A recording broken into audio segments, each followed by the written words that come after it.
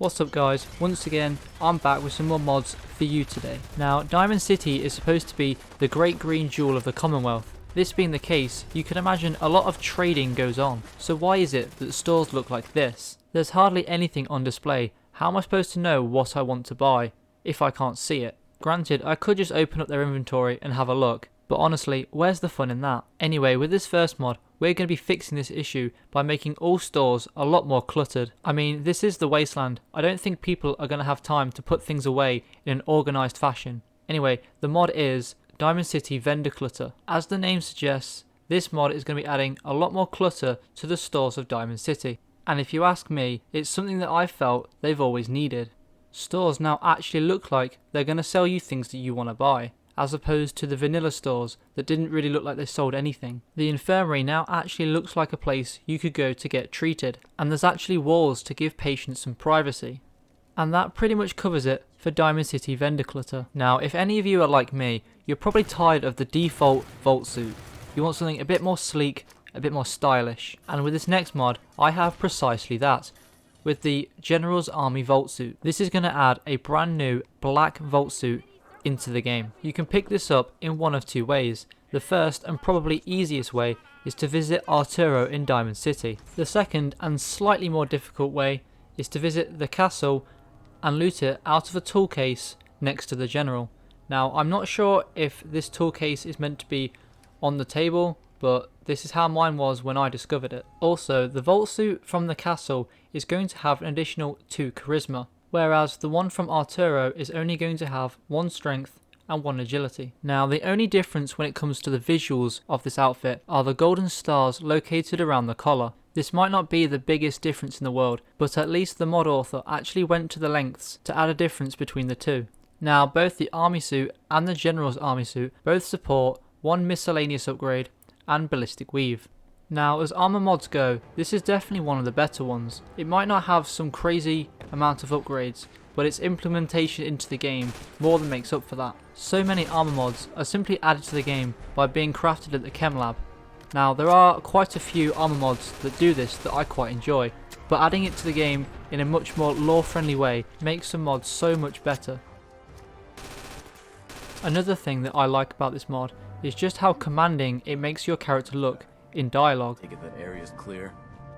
Affirmative. Maybe I'm just being biased because I usually do Minuteman playthroughs, or maybe it's because I just really like the stars on the collar, I don't know. Anyway, on to the next mod. Making my way out of the Cambridge police station, we can find the location of the next mod, and that mod is Cambridge Trailer. What this is going to do is add a player home to the trailer outside of the Cambridge police station. Quickly picking an advanced lock will give us access to the trailer. It of course comes with all the things that you would expect from a player home. Weapons workbench, armor workbench, cooking stove, a chemistry station, and also comes with its own functioning workshop. Simply activate the wrench on the wall near the door.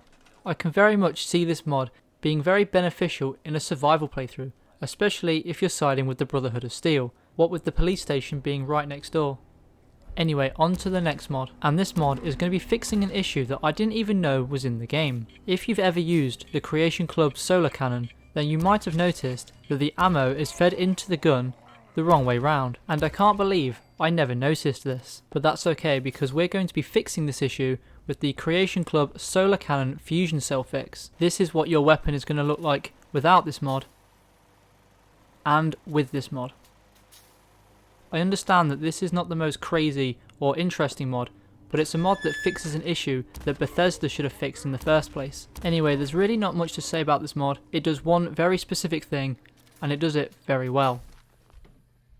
And of course, this episode's weapon mod is the Karma 45. Now this is the 3rd video of mine where I'm featuring a Call of Duty weapon. At this point I might as well be playing Call of Duty and reviewing those weapons and skip out the middleman. So anyway, apparently this weapon is from Infinite Warfare, and rather unsurprisingly, I haven't played that one either. Anyways, less about me, more about the weapon.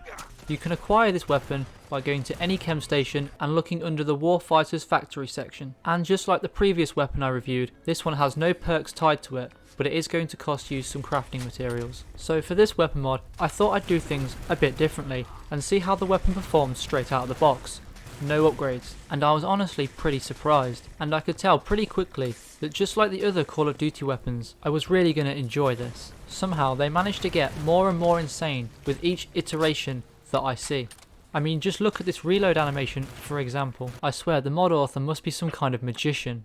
Now, taking a real quick look at this weapon, in the weapons workbench, you'll have a choice of 6 models, 7 charms, 8 attachments, and of course a whole bunch of sights. Also, just like previous weapons, this one also has a perk system, also requiring you to pay with bottle caps. Speaking of alternate means of upgrading your weapon, if you plan on changing the skin, then that's going to cost you pre-war money. One new feature is that you can put a calling card onto your weapon. This is essentially a little flag on the side. And that pretty much wraps it up for today's video. I hope you all enjoyed the mods selected, and if you did, don't forget to hit that subscribe button.